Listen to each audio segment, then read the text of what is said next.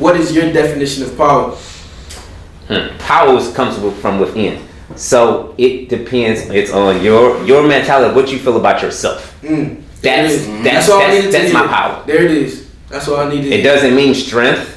It doesn't mean education. It doesn't mean wealth. It's what's within me. My power to be able to take care of myself, provide for my family, to do what I need to do for myself. That's power. Power also comes from. Talk to me. I totally revealed my mask. I totally revealed my mask also for myself. Wow. Because I had never realized that before. You know what I'm saying? First topic that I wrote down, and from watching, I recently watched what's that movie by Spike Lee? Blood 5. Nah, Blood. The old one. There's a lot of old. The one where he was in the Italian pizza shop. Do the right thing. Yeah, do the right thing. Oh, you should have said the one in Brooklyn. I just watched Do the Right Thing, and I got a question for the whole shop. Anybody can talk? Damn, I took some notes from watching it. Hold on. Yeah. Okay. So in this story time, my brother was talking about, you know, a traumatic experience he faced with 2 white men. And when I take the mask off, I tell people that I see fear at the end of it. So like, I just want to ask the whole barbershop, like, what do you think makes us so afraid of each other?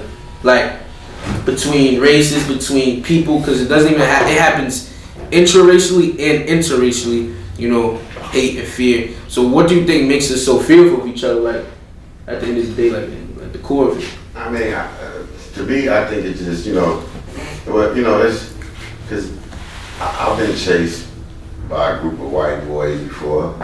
I damn sure been chased by a group of black boys before too. You know what I'm saying? So you know what I'm saying? Like you said, I know what you're saying about the fear, but I think it's just like it's just the way of the world, man, and the way it's set up. Like you said, they purposely put people against each other. So they got this one side thinking they're superior than the other side. So it's a power thing. And white boys thought that they were more superior than you and your people because of your skin color. You know what I'm saying? They don't even know that you in school, that you one of the smartest and brightest. You know what I'm saying? But they just automatically see you off your skin color. They like, oh yeah, let's get this nigga. You know what I'm saying? You know what I'm saying? If they 9 times out of 10, if people like say get a chance to be around each other, they're gonna be homies. You know what I'm saying? Like you say, but like it's just the way of the world, the way they set it up, the way they make some people feel like they victims and some people feel like they're superior. And that's the way, and like now that's the way they're teaching the kids that, oh, you're a victim because of racism, because of this, because of that, and not knowing like you don't even come from that. You know what I'm saying? So like a lot of kids, like they have like, especially like in Atlanta, there's a lot of kids that's come from well-off families. So they really don't want to go to school and hear about that victim shit because shit, they driving themselves and they got nice big cribs, 2 or 3 cribs. You know what I'm saying? That the house got, the family got. So it's just like it's just the way of the world, man, and the way they set it up, and they constantly use it for political reasons, for leverage. You know what I'm saying? It's just messed up though, man. But like you say, the fear part, I do understand what you're saying, because if you overcome that fear, and like I said, don't be one on the side, and that's love. So if we can get more of that instead of just looking at somebody, really it's fear what made them chase you. You know what I'm saying? It's not that they hate you, they probably want to be you. You know what I'm saying? Deep down inside, but they won't take their mask off and say it. You know what I'm saying? That's what racism come from too. A lot of times they just want to be us, man. You know what I'm saying? But they won't just say it. They can't take their mask off and say, man, I just want to be y'all, man. I want to be LeBron. I want to be y'all. You know what I'm saying? Like, so that's what it is to me, man. Yeah. It really is fear what made them chase you. You know what I'm saying? It's not that they hate you. They probably want to be you. You know what I'm saying? Deep down inside, but they won't take their mask off and say it. You know what I'm saying? That's what racism come from too. A lot of times they just want to be us, man. You know what I'm saying? But they won't just say it. They can't take their mask off and say, man, I just want to be y'all, man. I want to be LeBron. I want to be y'all. You know what I'm saying? Like, so that's what it is to me, man. Yeah. I totally revealed my mask. I totally revealed my mask also for myself. Wow. Because I had never realized that before. I feel like, man, that was dang near perfect. I just want to say, like, I don't even gotta say nothing. Right. Take the words from my mom. Yeah, go ahead. In my humble opinion, I feel like mainstream media does plays a huge role in how people perceive different race and social groups. Mm-hmm. So like we end up getting influenced by what we see in mainstream media, and then that shapes our mentality about where we feel like we are, you know, in terms of social status. So, you know, so for instance, if I don't have any kind of real cultural experiences outside of where I'm from, where I was raised at, and go and learn and see how some other people are living in some other area, you know, even if it's just another side of town or, you know, all the way up to another country, then my sense of, you know, social status is based on what I see all the time around me. So, you know, I don't even really have a realistic outlook on anybody else's culture, you know, so I can't really respect it. I think, you know, we end up getting these concepts of what other people's culture is like by, you know, from secondhand watching, you know, mainstream media. So, you know, the way stereotypes are perpetuated in movies, film, and television, we start to embrace those concepts in our day-to-day lives. It ain't realistic, you know what I'm saying? But we start acting out in a certain way towards one another based on these concepts. So even with the incident that you experienced, man, like a lot of times people will perpetuate these stereotypes and they feel entitled in doing it. Like, you know, there's really no, like, so for instance, they just passed this hate crime bill, a year ago? Mm-hmm.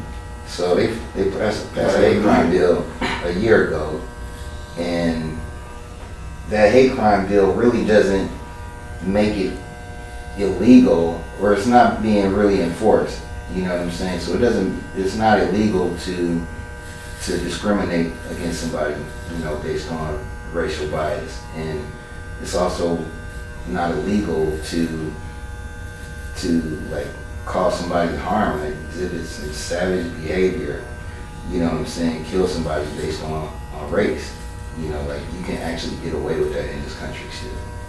But we're not the people, black folks are not perpetuating those, we're not committing those types of crimes. We're not committing hate crimes based on race, you know. If anything, those types of crimes are committed against us and in other minority communities, like your, you know, LGBTQ and, you know, women a lot of times, you know what I'm saying? But it's just a matter of entitlement. I think at the end of the day, people feel entitled to do other people wrong. They feel like there's not going to be any consequence for it. But you know, and to sum it all up, really black folks don't have a savage nature, so we don't do that type of stuff. You know what I'm saying? We often will forgive and move beyond when it's done to us.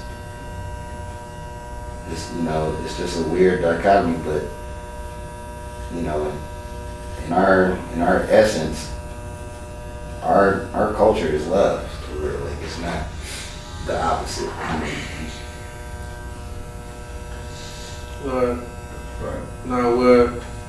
It's just a reflection of the pain you got inside. Like, any pain that you can inflict on someone else is a reflection of the pain you inflict on yourself. Because you can't dish out what you don't have in. You know what I'm saying? That's just not possible. So, you know, really the way people treat others is just a reflection of how they feel inside. So, you know, people who act out of fear, we could say white people, we could say people who colonized the Native Americans, just anybody who has done hate and harm on other people, they must be going through a lot. And I feel like one way we can evolve as a human race is understanding where that fear comes from, understand what they're so afraid of, and understand why they have so much pain. Their fear come from thinking that what their forefathers and ancestors did is going to end up being done to them by us. And then they respond off of that fear rather than what's really going on. So I think it's so. Your original question was, why do we fear each other, whether they white or why do you fear black man? My outtake on that is the only reason you fear something is when you feel you can't protect yourself. Like you just said, if I look at you and you're larger than me, you're gonna think, oh, I can bully him or I can take his power. I have more power than him based off of his size presence or the complexion of his skin or his educational level.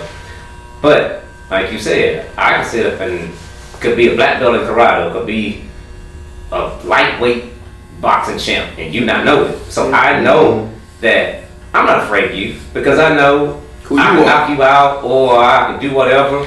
Or my educational level, you don't even know that I may own multiple businesses. You're just looking at me as a, like you said, with my mask on, which is my mask is a black mask, that I'm not intelligent or something. So fear comes from, to me, I think it's a power.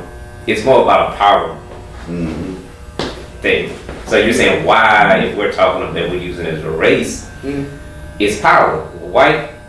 The white race, the reason they're acting out and doing all this stuff they've done on January 6th and everything else to do is because they know they're about to be extinct. And meaning, I didn't understand it until I had a conversation with my grandmother that's 90 years old.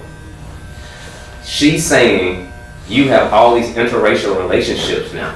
Not only they're trying to save their black people, they are now marrying Asians and Colombians. So when you look at it from a white perspective, they think they're a minority. Because now, yes, my son is black and he's married this white lady. They have a child. That is not a white child. That's a black child. If that child is, if you, whatever you mix it with is no longer pure white, and that's their problem. They are losing their clan mentality, the pureness. And it's a fear that they cannot protect their whiteness anymore, and that's why they're trying to use force and turn us against each other, using our mindset, using whatever they can. I mean, I got a great example. My son was 29. My son's in grad school at Georgia State, getting his accounting degree, graduates in December. He's studying for the CPA exam. So I just summed up. To your boy. So summing this up, just to make it quick, he changed jobs, got a job as an accounting firm. There are 60 people in there, and only two blacks. They hire him and everything's hunky-dory, All right, he partakes in, smoking. Well, didn't drug test him before he got the job. All of a sudden, it's 3 weeks in. There are only now within the office, there are 45 people that work in the office. He's the only black. Wow. They said that, hey, now he's been working for 3 weeks. They came up to him and said, hey man, you selected for a drug test. You need to go take your drug test right now. Damn. Now, 3 weeks in, he's black. He's been to lunch. The director is taking him to lunch twice. The VP is taking him to lunch of the company that's coming to town, taking him to lunch. So now all these people are white. All of a sudden, he gets in at 8 o'clock in the morning and his manager comes, hey man, you gotta take a random drug test. I'm sorry. Hey, I've been here 2 years. I've never had to take a drug test, but it's just the luck of the draw. My son sits there and he's like, well, dang, this kind of messed up. So the director of the department comes over. Oh, well, they selected 2 people out of the 40 people in the office, and one was me and one was you. That was to pacify. Because now I'm a person of power. I got selected too. Oh, well, I'm going to take my test. But this is only black guy. You can't say we discriminate. No, but he's not black. But with that being said, that's a thing of everyone's been congratulating him, saying, man, education on great. You're doing such a great job. What I'm thinking, my thought is there's a white person that's somewhere that has some power, that sees this black man come and take this job, or there's a white person in the office who wanted that job and didn't get it. That black dude, maybe whoever knows how you manipulate the system, maybe you should drug test him so we can get him out of that position. So with that being, with that being said, it goes in all, that mask is put on in all different shapes and forms because of that. But to sum it up, I think it's more of, it's a power. Because if you don't have power or authority over me, I have no reason to be afraid of you. And I'm going to get into that. You know, you brought up a good point. I agree with like a lot of what you said, but I just want to talk about that power part. So when I look at fear, I think it comes from a sense of like a lack of consciousness and a lack of knowledge of self. I feel like power comes from knowledge of who you are and who came before you. Because once you know where you came from and who came before you, you get a sense of where you're going, and you have the potential to go farther because you know where you came from. You have foundation. So in my eyes, at my level of consciousness, you know, at my age and, you know, how I'm thinking right now, I feel like it comes from a lack of foundation. Like a lot of people, you know, when you don't know yourself, you walk around and you take up on everything that's around you. You know what I'm saying? When you're a young kid, you're very impressionable. You'll take on, you know, the rapper you see on TV, and you'll walk around the house with your pants sagging, I guess, until your parent, you know, whoops you or says, boy, pull your pants up. What you doing walking around here like, you know, you're a thug or a gangster? You know, that kid doesn't really know himself or hasn't formed an identity yet, a strong enough foundation to know what it means to be a gangster, I guess, shown on TV, or what it means to, you know, indulge in dark places, you know, in the hood and try to hurt your own community. They don't know what that means. They just see somebody on TV sagging and getting a lot of media attention. Well, I mean, we can bring it to what you said about power. Because when you said power, I feel like power still comes a little bit from fear. Because anytime you're trying to get one over somebody, you're still not good within yourself. Because your mission in life should never be like, I'm a karate belt, I'm a black belt. If he tried me, I'm sanctioned enough to whoop his ass. Well, that's still operating out of fear. It's just like the other side of fear. You know, we all know about duality, about the North Node, South Node. So like, there can be two parts. There can be a point where you look like you're on the bottom and a point where you look like on the top. But in the middle, it still comes from fear. That's like that duality. So like at the end of the day, if you're already thinking in your mind, this dude doesn't know what I can do to him, I don't need to even bother. That's still fearful, but you just know on the surface what you can do to him. You know what I'm saying? You're still trying to overcome someone. Well, what's the need to overcome someone if you're balanced within yourself? This is the thing. You have the obligation of being disciplined with your power. Mm-hmm. You know, so that's what I'm talking about. Yeah, so some it's like a superhero. Yeah. Now I agree with you. I just think I'm thinking because Ernest just made me think. I agree with your point, but I feel like power comes from within.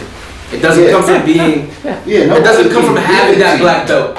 It comes from you were able to make it through that process and have the discipline. But I use power as the reason that the person with the mask on, that's what they're fearful of. They're fearful of losing what they assume is power, because what do you hear them say? What does the Klan say? The Klan said white power. 100%. White power. And what did the Black Panther say? Black power. Yeah. So which means power means authority. Power means now I'm saying this, I'm trying to instill fear into you. If I'm the Klansman, as you're a black man, you better be afraid of this white power. Or if you're a white person come to the hood and I'm a Panther, you better be afraid of the black power. Yeah. Because of what we're going through now, all races, creed, and genders it's all about a power move right now. LBG, dang on black power, white power. Now we're talking about, we got to shift it from just being black. Now we're talking about these Haitians that are trying to do the same thing that the Afghanistans went through a couple of weeks ago. Mm-hmm. So now what is the fear factor? The fear factor is these Haitian people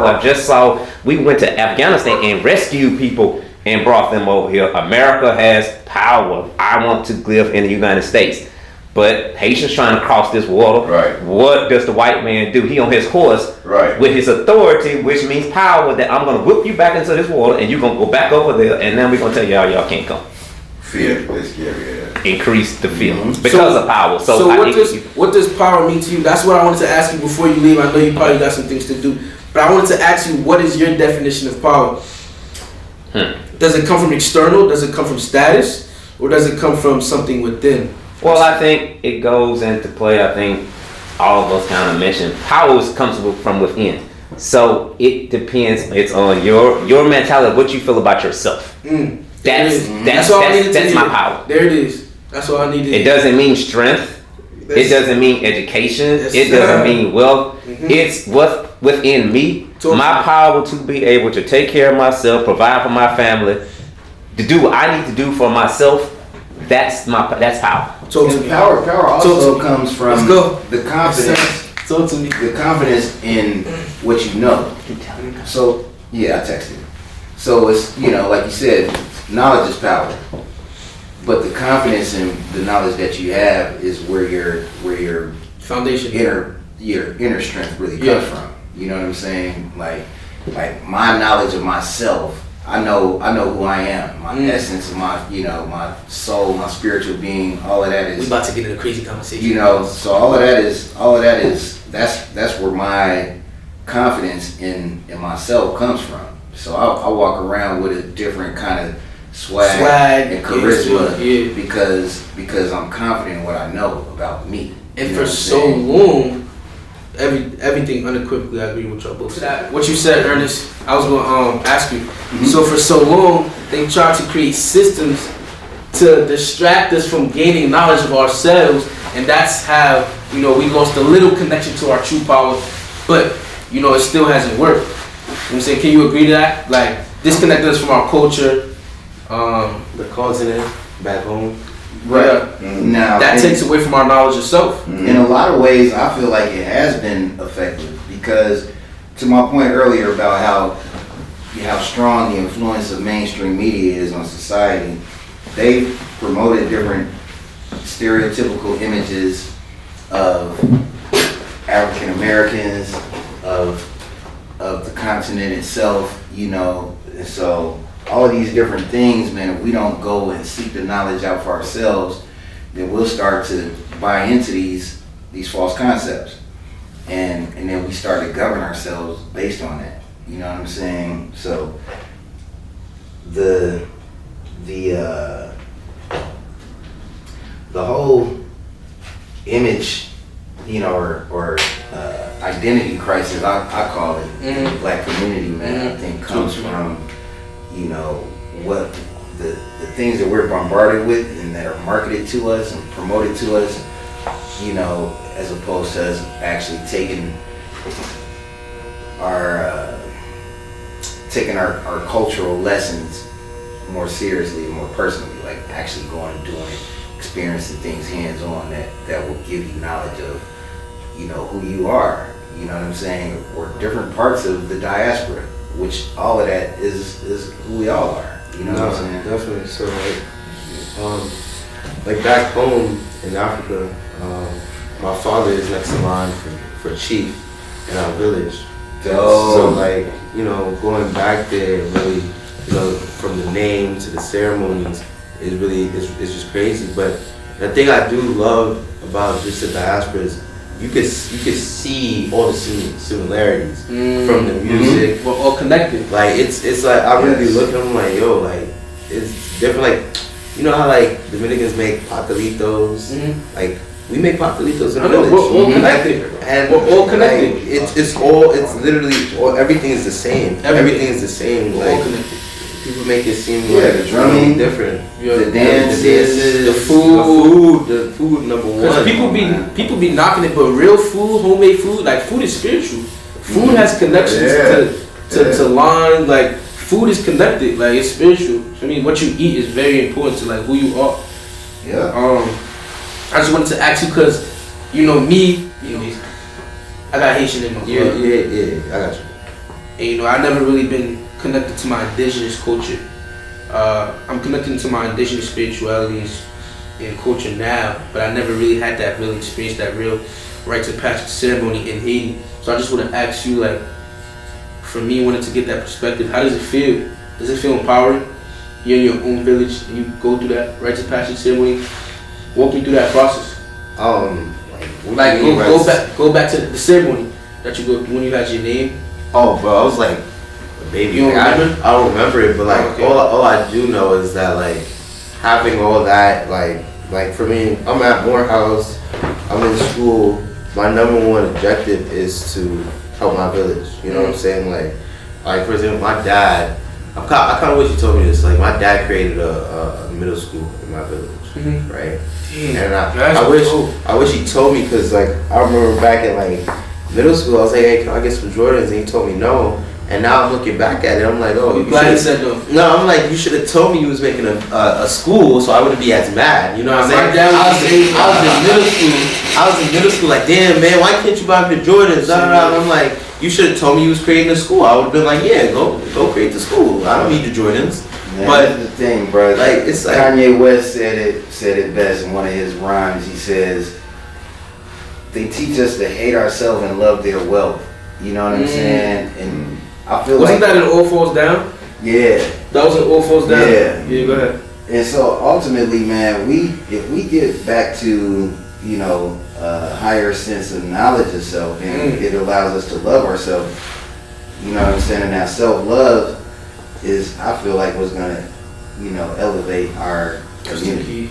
Yeah, that's definitely keys, yo. You gotta be able to love yourself, but how can you really love yourself without truly knowing yourself? You know what I'm saying? Damn, that's what I'm telling everybody. Gems right now. Everybody really gotta go back to the content. You spit gems right now. Because when I went there, where'd you go?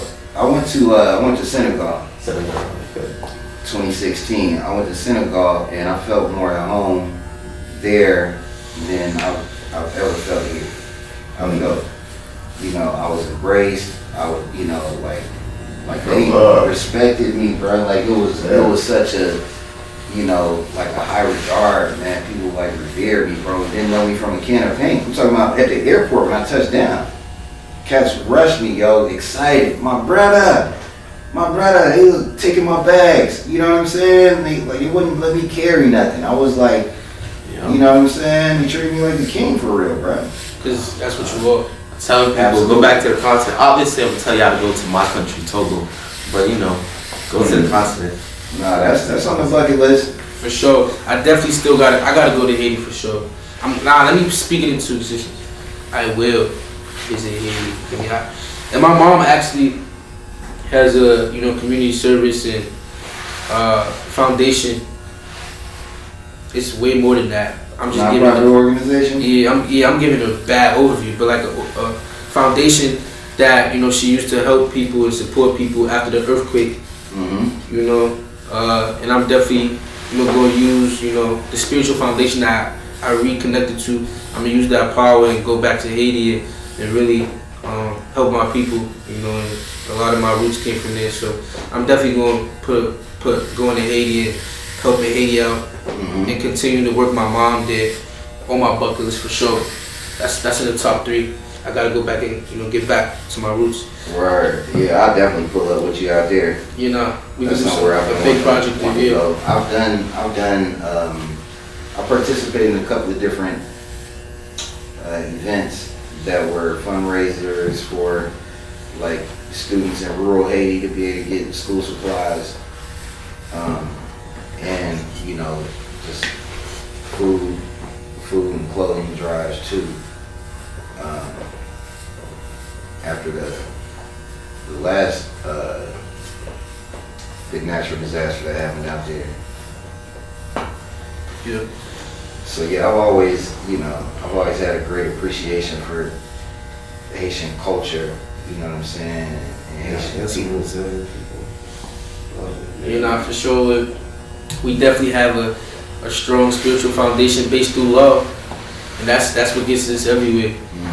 Just being so strong because we got that love for each other and love from where we came from. Yeah, and the families roll tight, man. Like I went to a wedding.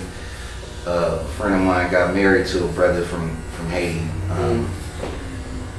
and his family just like the love that they was showing, their closeness. You could just see their bond. And that's a part of that's part of how they get down. Like their families roll tight, and they even really embraced the sister's family that he was getting married to, just the same. Like you could just feel that love energy in the room, man. That shit was dope. Yeah, it's almost. It's crazy. They definitely known for being hard workers and entrepreneurs, and you know what I'm saying. 'Cause like my hometown from Chicago, and it was founded by a Haitian guy. Revolutionary.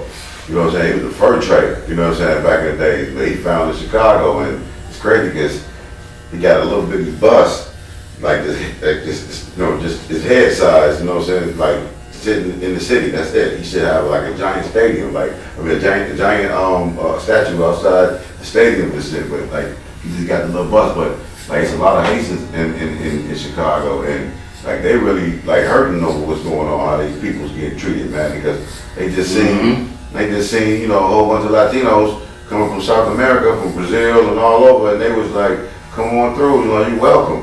You know what I'm saying? Like they told them to come on. Then it was like when the Haitians was like, yo, first of all, what happened in Haiti was like man, like the president, you know, getting assassinated, the earthquakes and just everything they've been going through. So for them to have to be in Mexico, and then they flee in Mexico trying to come to America, and then they get sent back. Like it's the craziest thing. They don't even have a home now. You know, they can't go back to Haiti. You know what I'm saying? Nothing to go back to. So they like you say, them getting treated 90-some degrees all day.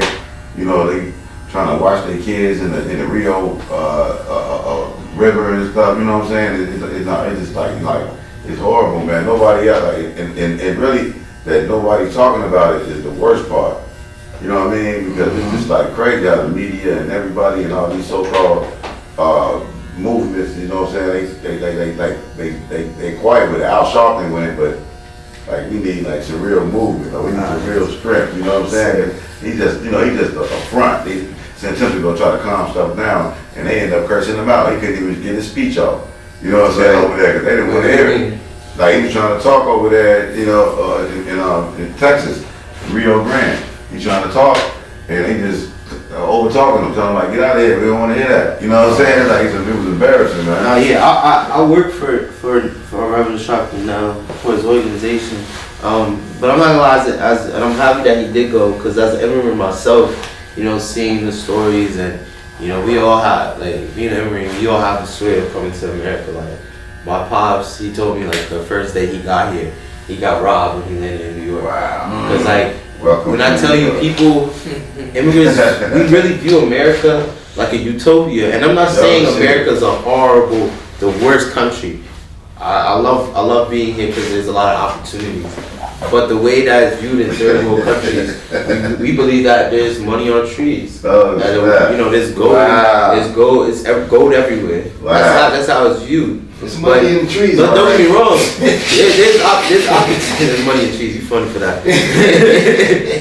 But there's opportunities here. It's just you gotta really work for it. You gotta really hustle just to get into it. And then when you work for it, if somebody kick you off, you know, the shelf that you built, you gotta work to get yourself back up. What's crazy, you know, to your point, T, about the history of, you know, Haiti as it regards American history, like Haiti established communities all across America. Like they were in Louisiana. Mm-hmm. They were in just to get the record straight, New Orleans was. I don't want to get egotistical, but New Orleans was ours. No, New Orleans was Haiti. That was Haiti. The whole Louisiana purchase, bro, was to make sure that they didn't take New Orleans and ended up getting the whole state. Yeah. Because that would have just spread. But yeah, even in Central Park, New York. Yeah. Mm-hmm. Haitians established Central Park in New York, but that was a Haitian community. That was an African. It was a very that was an African development, bro. It was a real on strong top of that, and they just put Central Park on top of it. On top of that, the amount of love and resilience Haitian people had to, you know, kick out the French colonizers and kick out our colonizers and become an independent free state. Huge. Led a train of revolutions throughout the whole Caribbean. Mm-hmm. You know what I'm saying? So it's like, fearless, man. You know, that's the whole aspect of like resilience and being a warrior. Being a warrior doesn't mean you kill to feel on top. Being a warrior means you're fearless. Whatever is in your way, whatever is trying to control you and lock you down, you are fearless and you want freedom and love. That's it. So I mean, that's what we did. And I feel like Haiti should be looked at in that light and not looked at the way the media presents it as. But when, you know, as a poor country that's dilapidated in infrastructure and has nothing in it. Right. Haiti has culture that is a foundation in so many aspects of this world. Yeah. I'm not even talking about physical. I'm talking about spiritual too. Yeah. I know they be coming over there and be trying to sneak into some ceremonies to learn some spiritual practices. I know they be doing. You know what I'm saying? But you can't. That ain't something that you can just learn and apply, yo. You know what I'm saying? It gotta actually be in you. That's a lineage to be let me see. They know what beat them. Exactly. That's what beat them in the revolution. Yeah, they know that's what beat them. Like to be on a type of spiritual, like I guess plane. That's like it's lineage. Like you have to come from people who are workers, who are healers, who came to this life to specifically heal people. That it's not something you just wake up and say, let me read this book and practice this for 10 years and become a wizard and a sorcerer. This is not Wizard of the Oz. This is different, man. This is not Wizard of Oz. You can't like just turn into the Wicked Witch of the West or something. Like at the end of the day, like it's not like a superpower, like a magical power. That easy. Hold on one second. We need to coming in. Color Whistle. Good. Podcast and this shit. Yeah, you go. You can walk through. It's open to the whole barbershop. Okay, yeah. I'm finna do some other stuff. You already know I'm finna bring some work stuff in here for you. Okay, cool. Come on with it. Alright. Yeah, we about to wrap up anyway. You know what I'm saying? We really answered the questions we wanted to. How long was this episode? It said an hour and 4 minutes, so yeah, we got a good episode. Let me see what notes I got for me to start closing out. My Instagram and all that. Yeah, we answered everything, for real. You cool with the episode? You got anything else to say? You got? Nah, we'll just wrap it up, right? Yeah, alright, bet. So this wraps up, you know what I'm saying? Episode 2 is a wrap. You know, it was another movie, another part of history in the making with my boy. Felivi. His Instagram is, what's your Instagram? Yeah, just search me up. You can say basically my name, Felivi, Folli. I'm gonna put it right here in the edits. Chifo underscore. Yeah, I should put it right there, right? Yeah, right there. I'll follow back. I'm gonna put it right here. On that day early, I'm bro. Yeah. Right. So I'm gonna put that on. Y'all already know my Instagram. Y'all should know. Parmesan cheese. I'm gonna put it right here too, like right under his, like right on this table. I'm gonna have it sitting right there. And when I edit the video. Right. The barber might even have an Instagram. Let me say, don't forget about the barber, you know, owner of this cultural institution that's, you know, hosting the barbershop. His Instagram gonna be right here too. And also the place is called Ernie's in the Cut. So if you ever need a cut, follow his gram, DM him. His cuts are fire. When I get my cut, I'm gonna show y'all in the next episode, but it's still look pretty clean. I mean, artwork for sale too. Yes sir, yes sir. You see the art in the back. I know y'all watch. I know the people who watched this episode definitely took a look at the surroundings. Yes, that's his art. He did not buy this, you know, anywhere and just put it up on his wall. He actually made this with his bare I hands. did this with an African quote. African proverb. In my village, that they say. Yeah, go ahead. Alright, so my elders, they always tell me, they said when an elder dies, a library is burned. And the meaning behind that is to say that with all the knowledge that you have throughout your life, your stories and so, that elders have all that. You know, they have all that knowledge and that you should really be sitting with them trying to learn from them. Okay, go ahead. Yeah, go ahead. get the books from the library. Okay. Like my brother just said, knowledge is power. Stay connected to yourself, learn knowledge yourself, and operate through love, not fear. And that's another episode. Take your mask off. Movie. Yes, sir. Let's go. Yeah, that shit was quiet. After watching this video, make sure you share this to someone you feel needs the message. At the end of the day, subscribe, tune in, like the video, comment. I would love to hear what you guys think about the messages and the interviews and just any ideas to make this show pop. I love y'all. One love, peace, love, and blessings. And everyone have an amazing day.